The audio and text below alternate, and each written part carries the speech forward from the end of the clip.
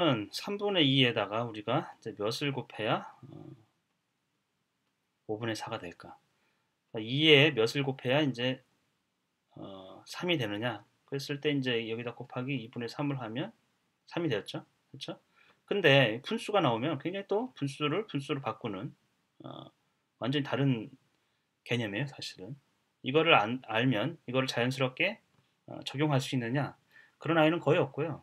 대신에 우리가 자연스럽게 몰라 하지만 힌트를 자꾸 줌으로써 이 원리를 이용해서 이것을 풀 수 있게 해야죠. 첫 번째는 이를 만드는 거죠. 3분의 2를 한 번에 5분의 4로 만들기보다는 3분의 2에 몇을 곱하면 1이 되느냐?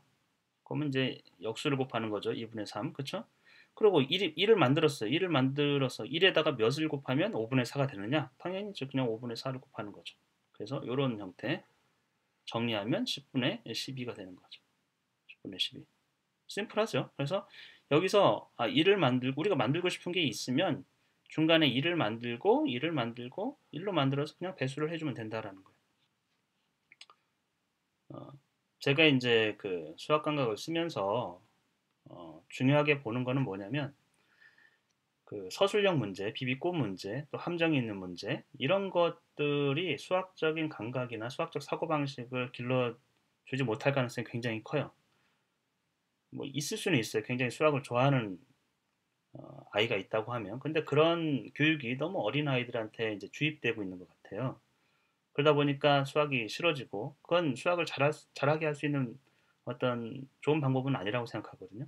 오히려 정말 수학적이면서 심플한 문제들. 그러니까 3분의 2의 몇을 곱해야 5분의 4가 될 건지를 탐구하는 거.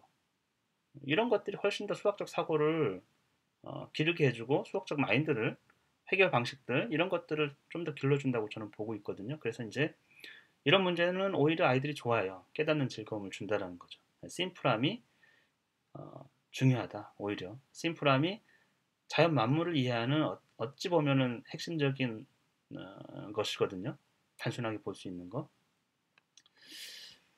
문제를 좀 풀어보죠. 이런 것들은 뭐 한번 아이들이 원리를 깨달았다 싶으면은 더 많이 풀고 싶어하는 문제예요. 이 3분의 2가 1이 되려고 하면 중간 과정을 만들었어요. 1을 만드는 거죠. 3분의 2가 1이 되려고 하면 역수를 곱하면 되죠. 원래는 이제 3분의 2가 1이 되려고 하면 나누기 3분의 2 똑같은 걸 나눠주면 1이 되는 거니까 우리가 100 나누기 100은 1이고 2분의 1 나누기 2분의 1은 1이죠. 그 얘기는 이제 곱하기 역수다라는 거죠. 곱하기 이제 2분의 3. 여기도 4분의 3에 곱하기 3분의 4. 여기까지는 저기 어, 분수편을 했으면 분수편 안 해도 사실은 뭐 분수를 배웠으면 쉽게 이해할 수 있을 거예요. 9분의 2에다가 이제 2분의 9 곱하기 역수를 해주면 1이 되는 거죠. 다 1로 만드는 거를 중간 과정으로 제가 넣은 거고요. 드디어 이제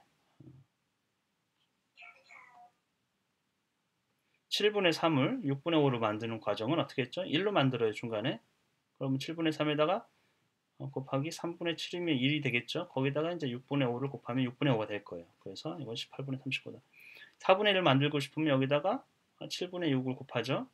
그럼 1이 돼요. 곱하기 4분의 1이면 4분의 1이 되겠죠. 그래서 7, 4, 28분의 6이 되겠죠. 뭐 약분을 해도 괜찮습니다. 이거는. 여기서는 약분이 중요한 건 아니에요. 약분하고 말고보다 이 개념, 우리가 어떻게 원하는 수로 변환할 수 있을 것인지 그거를 이제 생각하는 거죠.